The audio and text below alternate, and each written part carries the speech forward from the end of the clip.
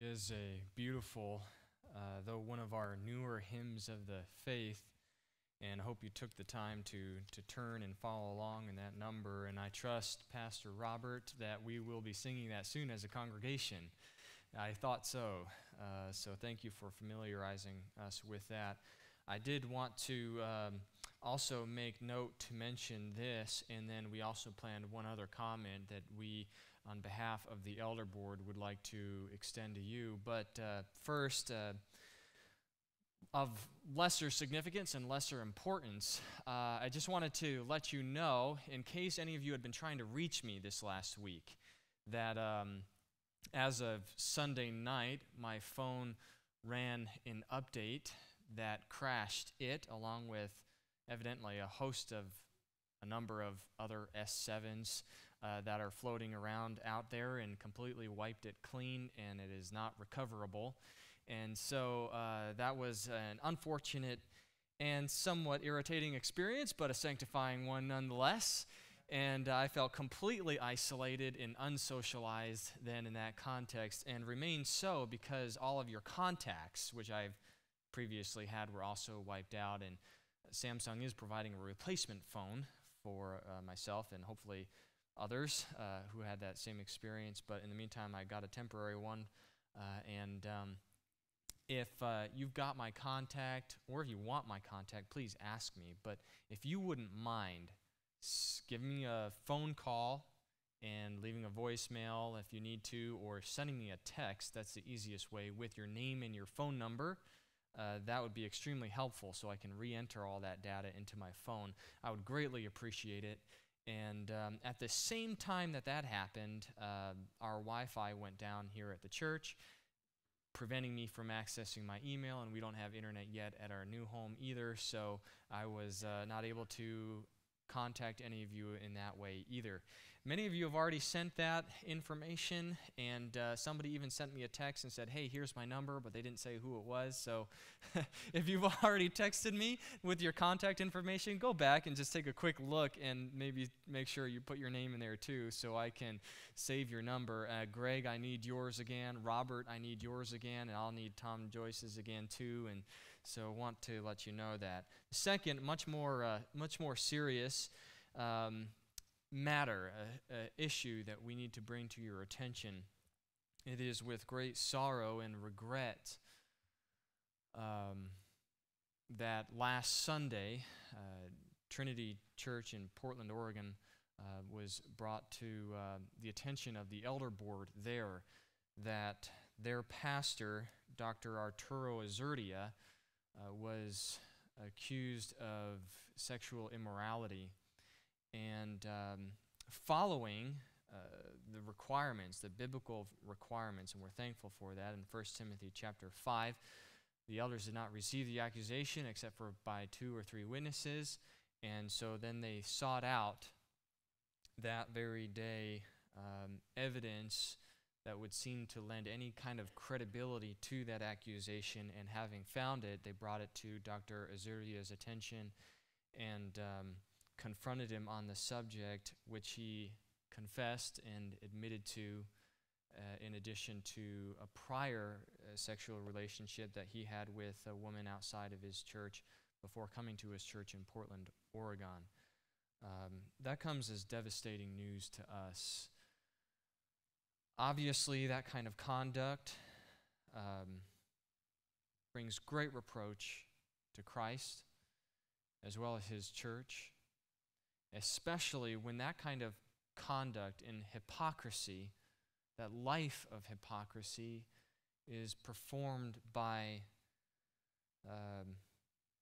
leaders of the church, shepherds of the church, who are to be foremost, set apart, and exemplary in their lives and in meeting the qualifications for the overseer that we've looked at so rigorously just a few months ago now. And even more so, a sense of betrayal even, and anger mixed with that sorrow, perhaps. Because we so often hear of these kinds of uh, sexual immoralities, men allegedly falling into these kinds of sins. And let me warn you that that is a false construct. We only perceive that men fall into sin. We don't really. We're just taking the next natural step until it is discovered. Because from the outside in, as we're watching, it looks as though they fell into sin, which makes it a passive activity. That is really not the case. They had long made a practice of compromise in their integrity that finally led to such an action that brings reproach to this degree and disqualifies a man from the office of overseer. And I want you to understand that context too, because I want you to know how diligently we must guard our hearts. All of us, whoever we are, guard our hearts against sin. Any sin so easily entangles us, ensnares us, draws us in, entices us. And that is why it is so important to be together here as a church, in part because of the accountability that the church provides. The one who will not commit himself to the church or herself to the church does not want the accountability of the church, and that is a very dangerous thing. And because we love Christ, we want to commit to the church. We know that. But so often we hear of these kinds of things happening with those who are on the outskirts of Orthodox Christianity, if you will. Those in the Pentecostal movement is a very rampant problem. Those Christian philosophies of ministry that have already shown great compromise in its ministry, worldly practices, and so on and so forth. So it's almost expected. But when you have a man from our circles, if you will, who has a steadfast commitment to the inerrancy and infallibility of God's truth, God's word, has a high regard for the holiness of God, and to see such a man fall, that just makes it all the more difficult and sorrowful for us. If you're not familiar, we bring that to your attention because last Sunday started a new book of the month, and that was by Dr. Azurdia as well. So in response to that, the book is still available to you out here, but we are no longer promoting it as the book of the month, lest we continue to bring reproach on Christ and inadvertently communicate, even though it would not be our intention to, communicate that we are overlooking that kind of sinful activity that is absolutely inexcusable in every way. And perhaps the real irony is the book, as you know, is Connected Christianity, engaging the culture without compromise. And so that just compounds the subject of hypocrisy, unfortunately, in Dr. Azurdia's life. And our hope and our prayers are that he is repentant and be praying. In fact, his elders requested on behalf of Dr. Azurdia and on behalf of their church in a public statement that you be praying for his wife and his children too, who are also no doubt grieving during this process as well. And the real shame is seeing a man who is so gifted, so eloquent to communicate God's word. One of my personal favorite preachers of the 21st century, and his book, which as we mentioned, Connected Christianity, is so helpful in so many ways and answers quite a lot of questions that we have, that we struggle with about how to evangelize the lost without compromising our integrity. And yet all of this brings so much reproach on that subject. So if you have any further questions about that, feel free to talk to me or Pastor Robert or Greg, of course, or Tom Joyce, and we'll be happy to share with you further God's expectations for us and God's expectations for leaders of the church. So having said that, you can turn in your Bibles, and we'll start today's, I should have started with this, I suppose, but we'll start today's recording. That will be uploaded to the website, I suppose, from this point. But 1 Timothy chapter 5, verses 9 through 16. We are continuing now. Last Sunday, we took a break to look at a passage from the Old Testament admonishing our evangelism or encouraging us to be faithful evangelists. And in 1 Timothy chapter 5, we are returning to this section that we've been in for a while now. Follow along with me as we read. A widow is to be put on the list only if she is not less than 60 years old, having been the wife of one man, having a reputation for good works. And if she has brought up children, if she has shown hospitality to strangers, if she has washed the saints' feet, if she has assisted those in distress, and if she has devoted herself in every good work. So there is quite the exemplary woman. But refuse to put younger widows on the list, for when they feel sensual desires in disregard of Christ, they want to get married, thus incurring condemnation because they have set aside their previous pledge. At the same time, they also learn to be idle, as they go around from house to house, and not merely idle, but also gossips and busybodies, talking about things not proper to mention. Therefore, I want younger widows to get married, bear children, keep house, and give the enemy no occasion for reproach. For some have already turned aside to follow Satan. If any woman who is a believer has dependent widows, she must assist them, and the church must not be burdened, so that it may assist those who are widows indeed. Of course, you know that the whole subject of this section is to affirm God's concern for the care of those whom He designed to be cared for. From creation, God designed women to carry a delicate beauty that He intended to be cared for, to be nurtured, to be provided for, and to be protected. And because of the high regard in God's mind for women and His love and compassion for them, His design was such that her husband would be the source of that umbrella of protection to her. But because of sin entering into the world, death entered into the world, robbing women of the blessing in the care of her husband provided to her,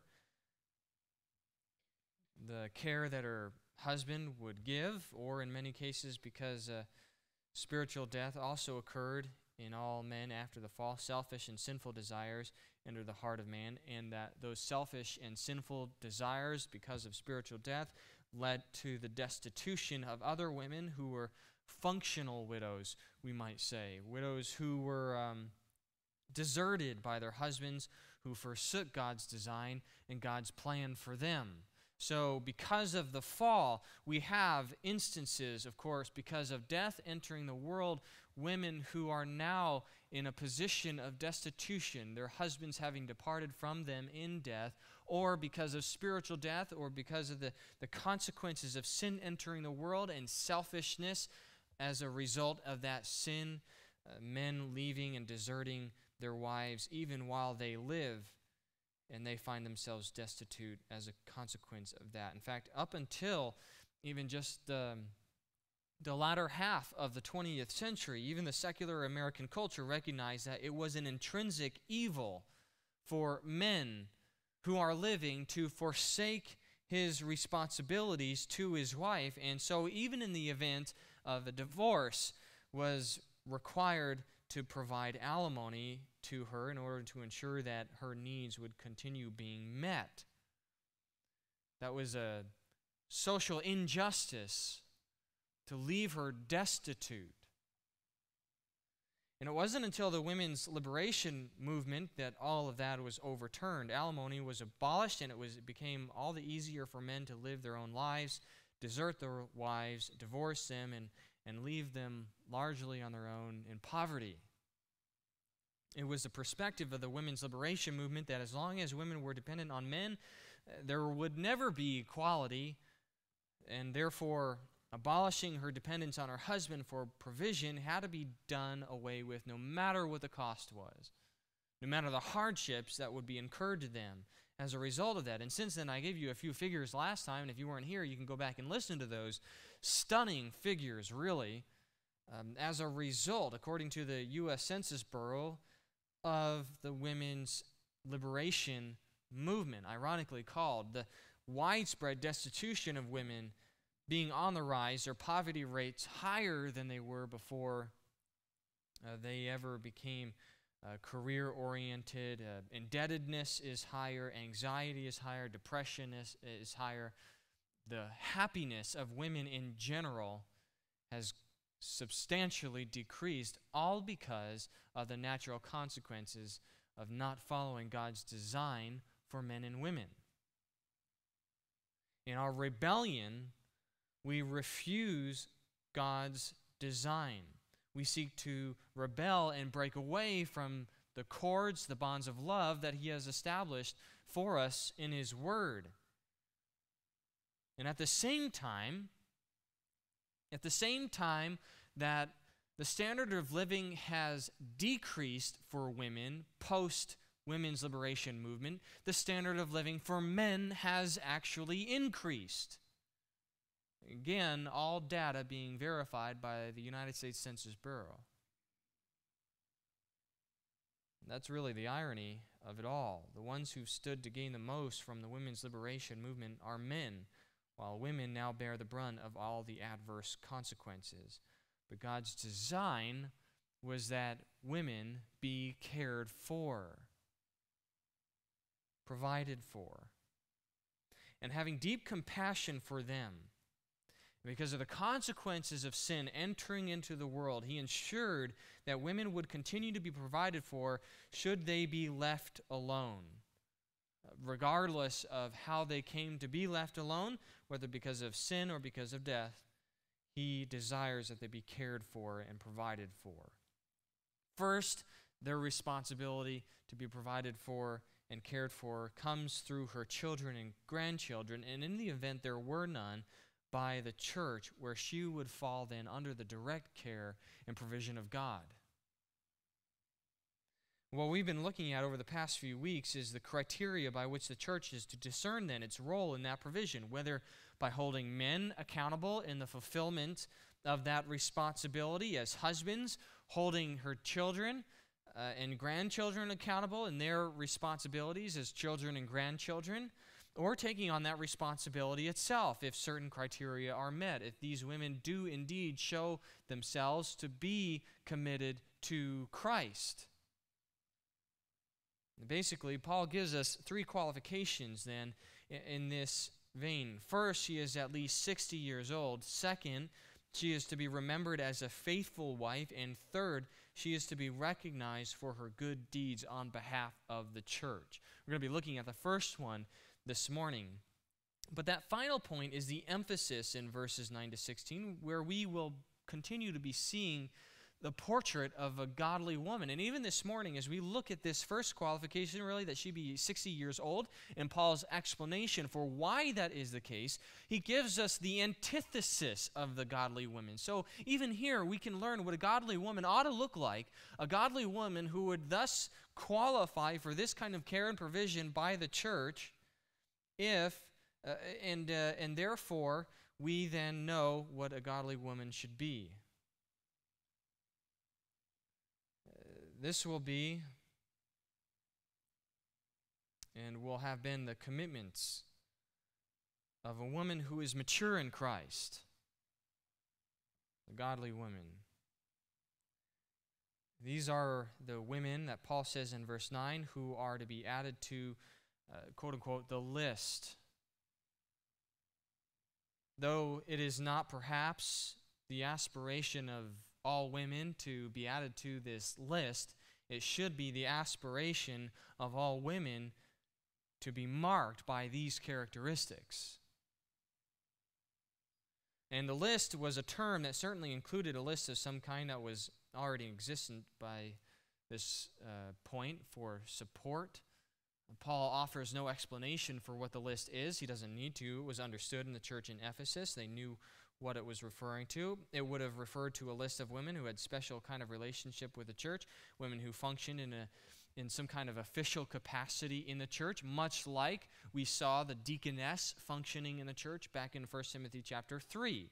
This is a very similar type of position, some kind of official office, if you will, though less formal perhaps than the office of deaconess in the church. And it was a specific role, a specific relationship that was identified for these women who were destitute as a consequence of being bereft of a husband to care and provide for her. You remember we said some time ago that it was the corruption of this order of the list, that the position of the nunnery came from. Interestingly enough, that order violates much of the rest of what we read here, and even in the first criteria, we have much more than a qualification for age because, as I said, it is coupled with these negative attributes that a woman on the list is not to be characterized by, is not to possess, starting in verse 11. And I'll just comment briefly that it is not the letter of the law that Paul has in mind as we looked at this first qualification, if you will, related to the age of 60 that Paul intends to convey. And that's reinforced by the purpose for the age requirement that is explained for us in verses 11 through 16. But the age of 60 was also just a representative age, if you will, in antiquity. In the first century world, the age 60 began a new stage of life. In the first century mind, 60 ushered you into that final phase of life. And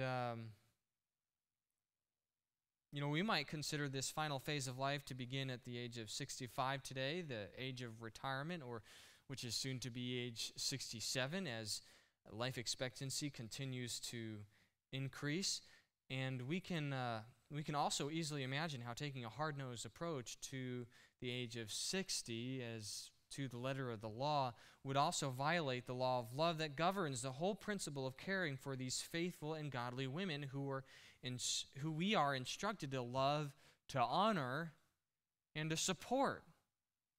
It would be highly dishonorable and highly unloving, in fact, to discern through the first couple of verses, the first paragraph that precedes verses 9 to 16 and verses 3 through 8, to discern that this is a widow indeed, and yet she is 59 and a half, and therefore we send her out on her own to fend for herself until she grows in age and maturity 6 more months before she becomes eligible to be in this kind of a position.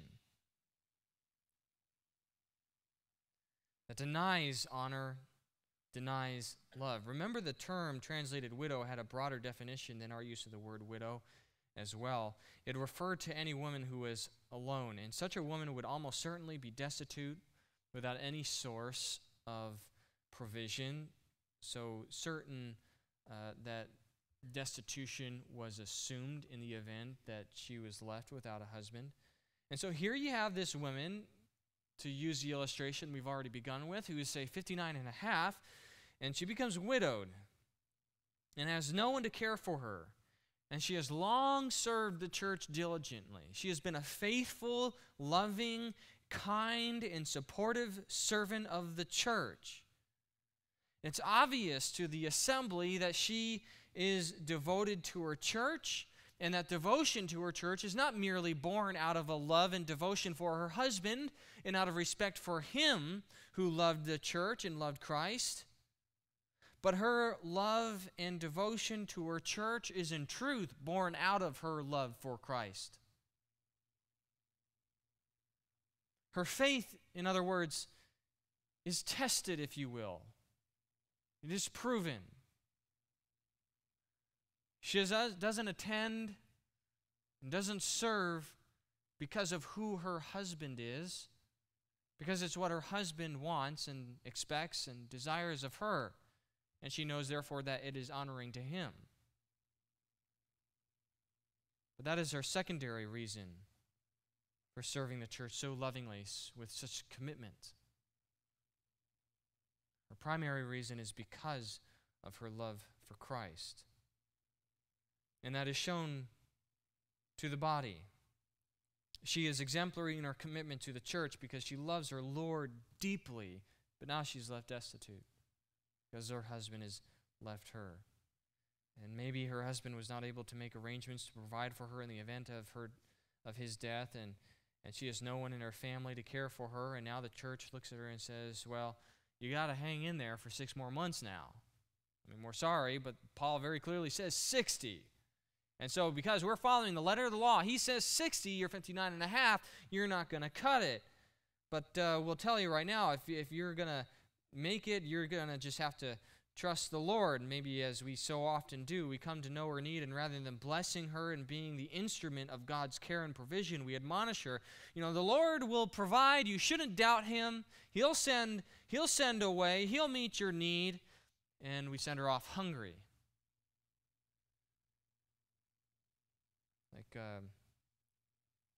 Not sure exactly what we're communicating to her, what she should expect in those kinds of instances.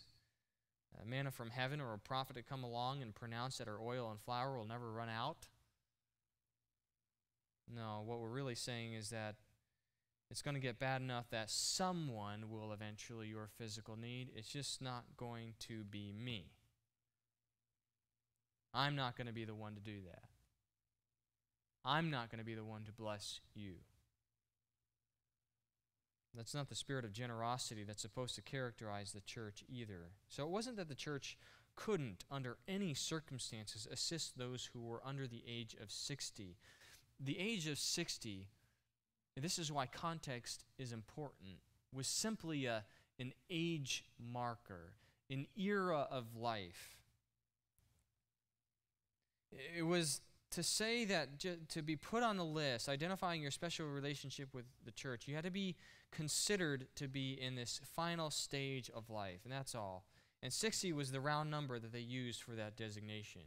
For instance, Plato, to appeal to secular resources, Plato taught that 60 was the age of retirement from physical labor when men and women should become priests and priestesses. The Orients of the East taught that the age of 60, one should retire from the world for quiet contemplation. Again, 60 was just simply this round number in which that the first century mind understood you were moving into this final stage of life. And Paul's point is that we need to protect the purity of the position. The purity of the position, that's his whole objective here. Not to protect an age group, to protect the church, to protect the integrity of the church, to protect the purity of the church, by ensuring those who are added to this list that would fall under the special care and provision as they function in this special role and service to the church, that they would be honorable in doing so. He wants to protect the purity of the position. So if you move down to verse 11, we see here the antithesis of a godly woman, the purpose for which we are to wait for a woman in this final stage of life before she functions in this special kind of role. Paul says, refuse. And refuse is even in the emphatic position. It is an emphatic term. Refuse to put younger widows on the list. And remember this too, Paul is not saying that younger widows can't receive aid from the church, but they cannot be enrolled in some kind of formal, ongoing financial relationship with the church. The first reason he gives for that is because younger women in this kind of relationship contradicts God's design that we spent so much talking about 2 weeks ago. It contradicts God's design. And by nature of contradicting God's design, such a woman would already violate the principle of integrity that God desires a woman to hold in this office. And because this relationship contradicts God's design for women, as the pain of her husband's passing begins to mend, they'll grow in that God-given desire to remarry, or perhaps grow embittered that they were robbed of this blessing in life since it was cut short for them, leading them to abandon their faith. Look at the second half of verse 11 and verse 12. Paul says, "For when they feel sensual desires in disregard of Christ, they want to get married, thus incurring condemnation because they have set aside their previous pledge."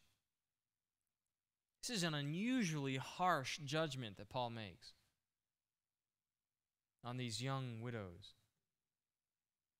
And what is it about a younger widow desiring to be remarried that merits such strong language? Well, we know that remarriage itself isn't the problem. Paul directly says in verse 14, "I want younger widows to get married." This is desirable. This is honorable. This is good. It's God's design. And in 1 Corinthians chapter 7, in the midst of persecution and the trials and adversities and temptations that even that brings, Paul permits women who've been deserted or widowed to be remarried. You remember he says, he qualifies that statement, only in the Lord. And what that means is that even in that context, she still must fall under the biblical criteria that the one whom she remarries must be a believer. So, if remarriage isn't the problem, what is? The key is back in verse 6, 1 Timothy chapter 5, verse 6. If you just glance up there for a second, Paul says, "She who gives herself to wanton pleasure is dead, even while she lives." So this is the issue. The issue is the issue of wanton pleasure. That's what this woman in particular would be guilty of. If you don't see it, just to explain, she would prove that ultimately she's living for whatever her own purposes are. This woman is not ultimately living for Christ. She's living for herself. Her intention is not ultimately to serve the body, it's ultimately to serve herself. She's tossed to and fro by her emotions and her passions. They govern her decisions. Ultimately, she lives for herself and her own pleasures, and if such a woman were put on the list and all her physical needs are being met, rather than using her freedom, the freedom that is given to her then, to serve the church, she uses her freedom to live out her totally self-centered and selfish lifestyle. That's what the problem is going to be. And that pattern, the heart issue of self-idolatry that drives her, is the same heart issue that'll lead her to violate her vow, her previous pledge. So for this position, it is assumed that it is a pledge of service to the church. It is a commitment to serve the church for the rest of her days. But because that commitment was born out of emotion, born out of what she considers protection for her own heart, in her grief, in her anguish, because in her sorrow she can't conceive and doesn't even want to consider remarriage at any later time, she says, I want to protect my heart against this kind of grief I'm experiencing ever again. I'm going to give myself to the church. A selfish desire, ultimately. One born in emotion, And now because that expression, that commitment was given and it was impure, and the same heart issue not having been dealt with, well, that'll lead her to violate her vow, and that is a very serious issue. So as soon as she begins to experience that sensual desire again, she's at great conflict. This pattern of disregard for what is ultimately honoring to God is an extremely dangerous position because of this sinful issue that's born in her heart. It's a pattern. This pattern of disregard is a pattern that lives for herself. And since that has been her pattern, there is no reason to believe that she will withhold her desire to satisfy her sensual desires by whatever means she can. And it is very likely in this instance that she would become a harlot, maybe even enticing men in the church to come in to her, drawing them in to her own sinful passions and lusts. Or maybe she would marry an unbeliever who would be more willing to disregard her vow to Christ. Now, certainly a godly man would not disregard her vow to Christ, but an unbeliever wouldn't care about that. And an unbeliever would marry her. And an unbeliever would be a source of provision and companionship and fulfill all of her sensual desires, not just sexual desires that Paul has in mind here. He doesn't have just sexual desires, but all the sensual desires that would be satisfied in marriage, that companionship, that provision, and so on and so forth. Maybe, though, she would find another believer to marry who was unaware of her previous pledge, or maybe who does show a lack of discernment and disregard her previous pledge.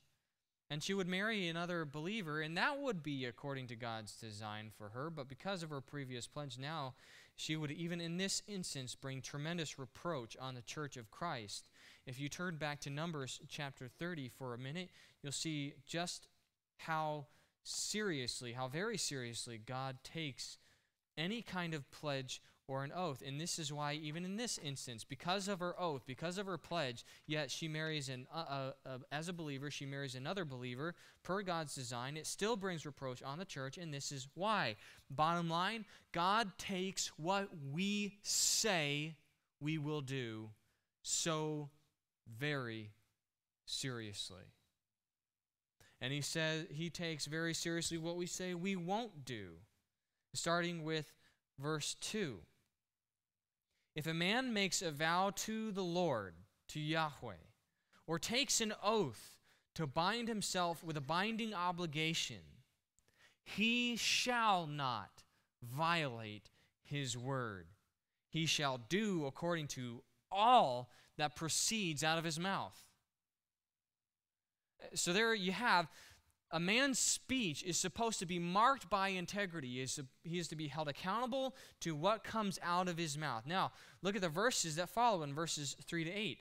Remember how we've talked about the equal but different way in which God created the woman from man. Woman is equal, obviously, but she functions in a different role than the man functions. God's design was never that either men or women would be independent and self-serving. His design was never that women would usurp the authority of men, but that she would be protected and provided for and led by him in order that she might be a loving helpmate and companion. Genesis chapter 2, verse 18. You remember, then the Lord God said, it is not good for the man to be what? The man to be alone. That was the problem. He had no companion. And so, God says, I will make him a helpmate suitable for him.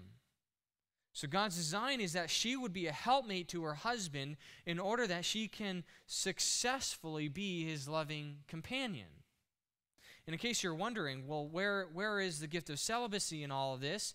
In Numbers chapter 30, where's the gift of celibacy in 1 Timothy chapter 5? And the bottom line is, Paul is talking about the issue of a woman who was married. He's just not talking about the gift of celibacy here. Obviously, there being exceptions to the rule, and in fact, there is going to be something that we can infer for such an instance later on in Numbers chapter 30 that we're going to look at in just a moment. But God created men and women equal, but to function in different ways. God's design is that a woman should be a helpmate to her husband in order that she can successfully be his loving companion. And there is harmony in that design. We understand that. There's harmony in God's design, and joy and satisfaction in God's design. And in that design, not only is the woman to be a helpmate so as to be his loving companion, the husband, according to God's design, is to be her leader and provider. And for this reason, 1 Peter chapter 3, verse 7 says that the husbands are to live with their wives in an understanding way, gnosko, a knowledgeable way, as with someone weaker, since she is a woman, and show her honor as a fellow heir of the grace of life. That final statement establishes for us yet again the equality. But the former statement affirms the difference in design, different functions. And that's why there is a grace provision, being that she is a weaker vessel in Numbers chapter 30, verses 3 to 8. So hopefully you're still there, and you can follow along with this.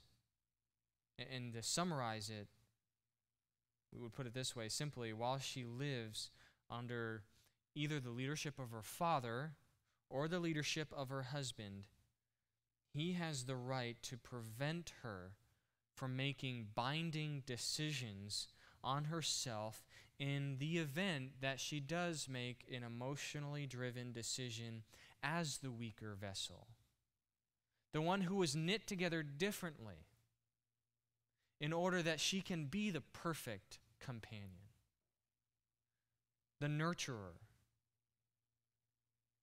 being by nature more emotional.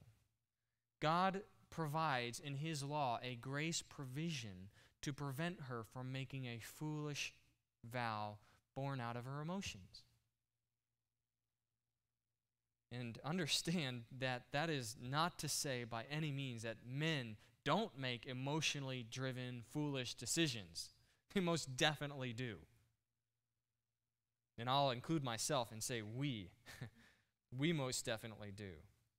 However, men are under greater accountability, a higher degree of accountability for the decisions that we make because of our position as leaders of our household. And what we see in verses 3 to 8, even if that decision is a passive one, the decision to not say or do anything is itself a leadership decision that we are accountable for. Verse 3, also, if a woman makes a vow to the Lord and binds herself by an obligation in her father's house in her youth, and her father hears her vow and her obligation by which she has bound herself. Now, remember what we just finished reading, okay, before we proceed. If a man makes a vow to the Lord or takes an oath to bind himself with a binding obligation, he shall not violate his word. He's accountable to his word. Also a woman. Here, she is going to be held accountable to her word, but in a different way. Her father, verse 4, hears her vow and her obligation by which she has bound herself, and her father says nothing to her, then all her vows shall stand, and every obligation by which she has bound herself shall stand. What that means is what we read in verse 2. The commitment with which she is to keep her word is going to be the same because her father didn't say anything about her vow. But if, verse 5, her father should forbid her on the day he hears of it, none of her vows or her obligations by which she has bound herself shall stand, and the Lord will forgive her because her father had forbidden her. That's grace, folks. That's grace. There's a measure of protection for her according to God's perfect plan, according to God's perfect foresight, according to God's perfect design, as she has been made the weaker vessel, so that she can perfectly carry out that responsibility. However, verse 6, if she should marry while under her vows or the rash statement of her lips by which she has bound herself, and her husband hears of it and says nothing to her on the day he hears of it, then her vows shall stand, and her obligations by which she has bound herself shall stand. But if on the day her husband hears of it, he forbids her, then he shall stand. He shall annul her vow which she is under, and the rash statement of her lips by which she has bound herself, and the Lord will forgive her. So same thing again. Whether she's under the authority of her father or she's under the authority of her husband. Regardless, it's one of the two, and she is therefore accountable to them, and they have the right to absolve her vows. Now, many women will not recognize that as a grace provision. And many women will not rejoice in this grace provision because of the curse, and her desire would be for her husband's authority. But look at what happens then in verse 9. In the event that there is no father or husband to lead her, she is directly accountable to God and held to the same standard of accountability for what she says as her husband or father would have been. There is no protection. Verse 9, but the vow of a widow over a divorced woman, everything by which she has bound herself, shall stand against her.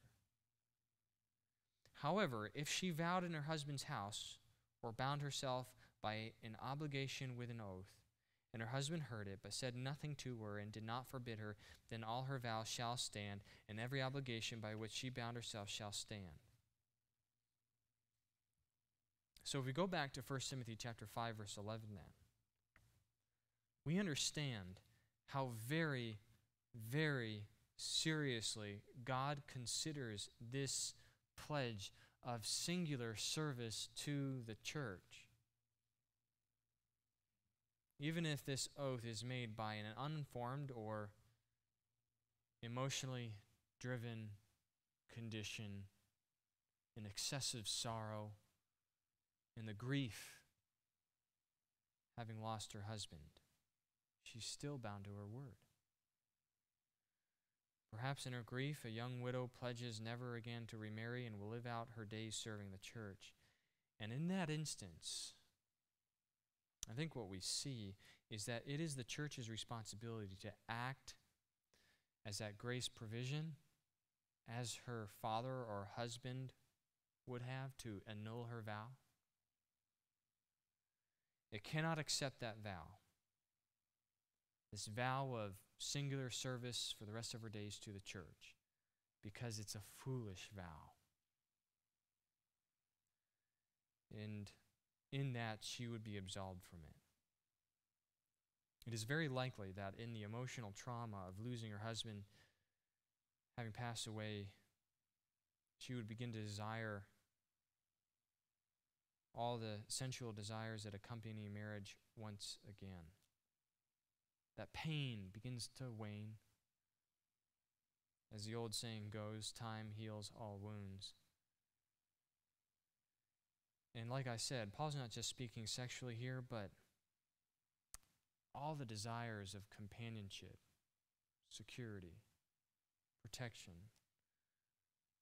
leadership, anything else that might accompany a marital relationship here. Now, that desire will accomplish one of two things in her life. Because she's made a pledge. Now she's in conflict. She desires a husband again. Maybe a particular husband is not even yet in view. She doesn't even have a man in mind. But in her duties in carrying out the ministry of the church, going from house to house, assisting women in raising their children, she begins to desire a husband, any husband.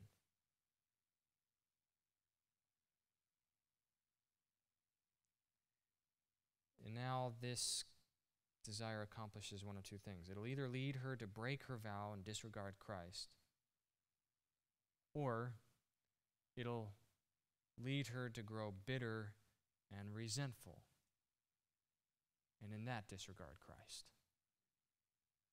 And neither one is an honorable or virtuous position. Her ministry would consequentially become ineffective, ungracious, unhospitable. What are the kinds of things that she's supposed to be teaching other women to do? Well, Titus 2, to love their husbands, how to be a companion. And you can imagine how an embittered heart, because of her lack for this kind of companionship, how that would adversely affect that ministry, that special ministry.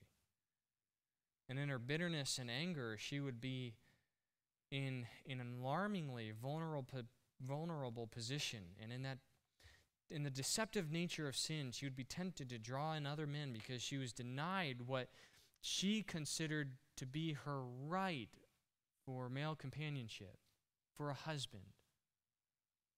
Begin to blame God. God is sovereign, and He made me this way, yet He took this from me. It is my right to have it.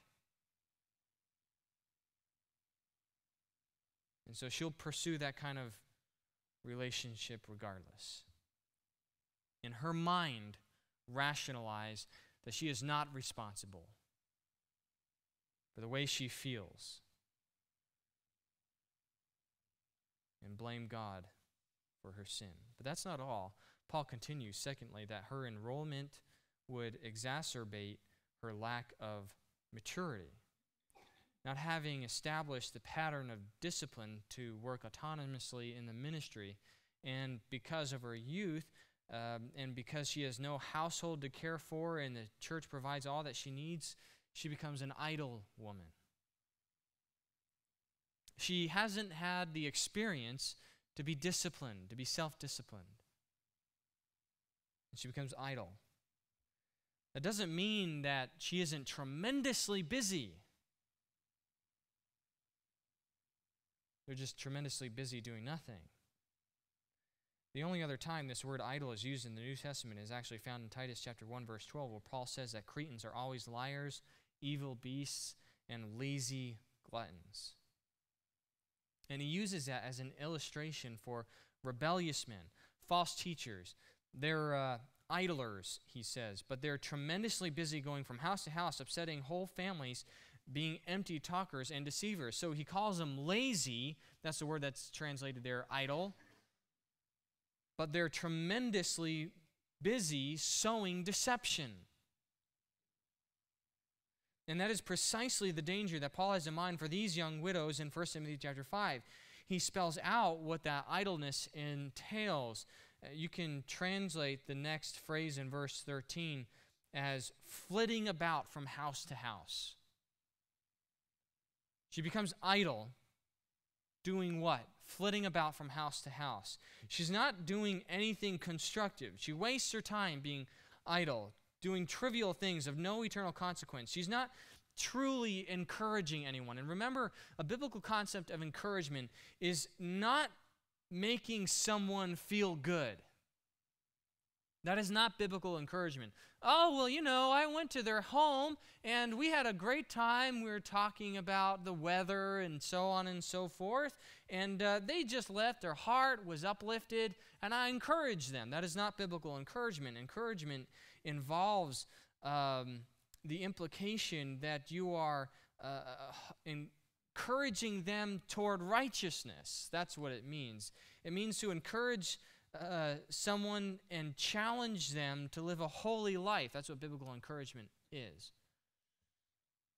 So the idle if you will, visitation, flitting about from house to house, though you might make others feel good, is not biblical encouragement, which should be what she's involved with. And so she's busying herself doing trivial stuff of no eternal value rather than busying herself in prayer and good deeds as the older godly widows were doing. Instead, they become gossips and busybodies, talking about things that are not proper to mention. Those are three adjectives parallel to being idlers. Gossips, busybodies, talking about things that are not proper to mention. They're very helpful words to describe further that not only are they not being constructive, they're actually being destructive. And there is tremendous irony here, because here you have the church in its desire to express grace and honor to these younger widows is being disgraced and dishonored by the very ones they're supporting. Here you have the church trying to build up and strengthen these young widows who are tearing down and destroying the very institution that is supporting them.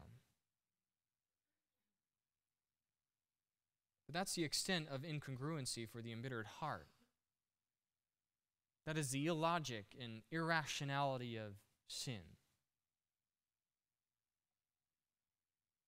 It'll stop at nothing to destroy, biting the hand that feeds them, rendering an insubordinate and unteachable heart. The word for gossip can also be translated as foolish or just babble. They like to babble about absolutely nothing, or it can even be translated as a tattler. But in its verb form, it can also mean to bring unjust charges against someone and gossip about their foolish ideas. The implication seems to be here that they're conjecturing about why someone made this or that decision. Maybe the husbands of these other women that they are allegedly ministering to in their households. They're conjecturing and articulating bad decisions, sowing their own bitter heart in those women who they're supposed to be teaching to love their husbands, to support them, to encourage them. Maybe they're conjecturing about why someone made this or that decision in the context of the church and the leadership of the church, drawing foolish decisions from all these schemes they've conjured up in their minds, and now they're moving about gossiping from house to house, sowing discourse. Well, you know the only reason, and I'll know, believe me, because I'm on the list. You know, I've got the inside scoop, and I'm telling you that the only reason they could have made that decision is if this happened. There's no reason to substantiate that claim. But that is what she has conjured up in her mind, and she sows discord, and distrust. They're going around making charges that are baseless, accusing others based on facts that are made up in their minds, speaking maliciously about things they really don't know anything about information that they're not privy to. And sadly, there are even entire quote-unquote ministries today that exist for the sole purpose of propagating this kind of behavior, and it is absolutely unacceptable.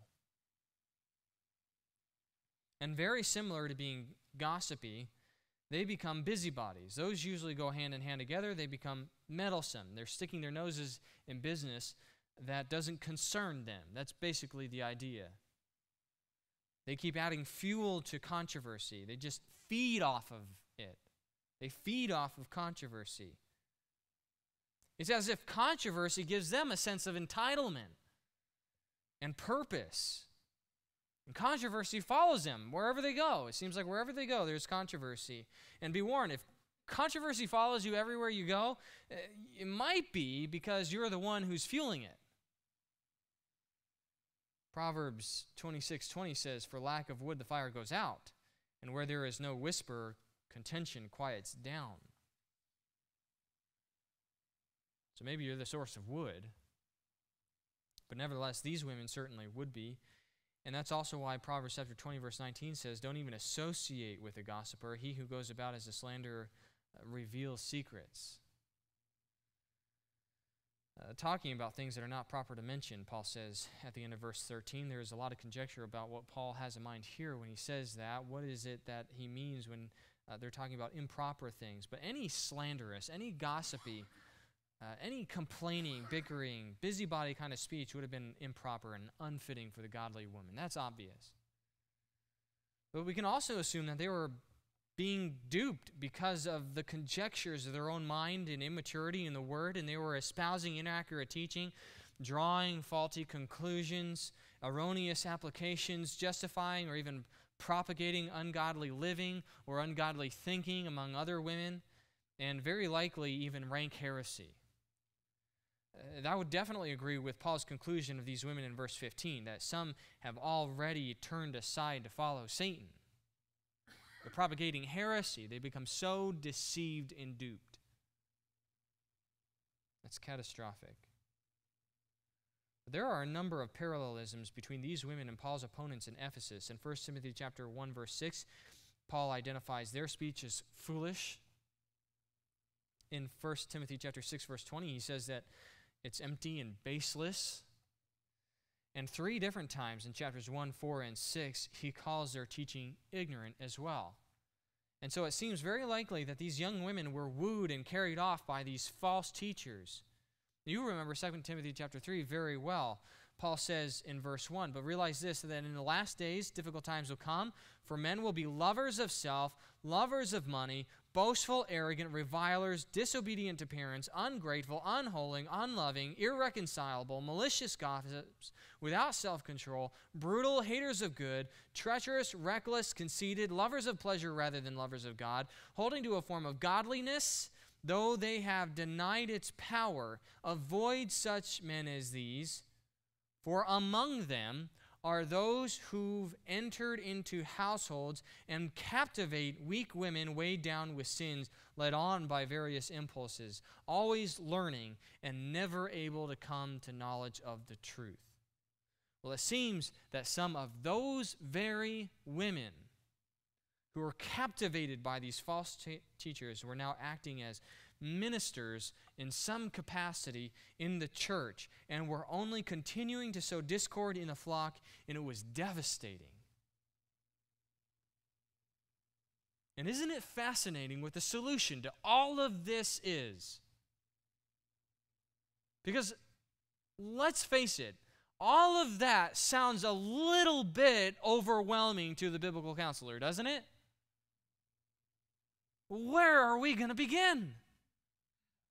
How are we going to fix this problem in our church? 1 Timothy 5:14. Therefore, solution simple. I want younger widows to get married, bear children, keep house, and give the enemy no occasion for reproach. That's the exact opposite of the world's counsel. It's simple. What's the solution? Follow God's design. And that's what we'll look at when we are together next time, Lord willing.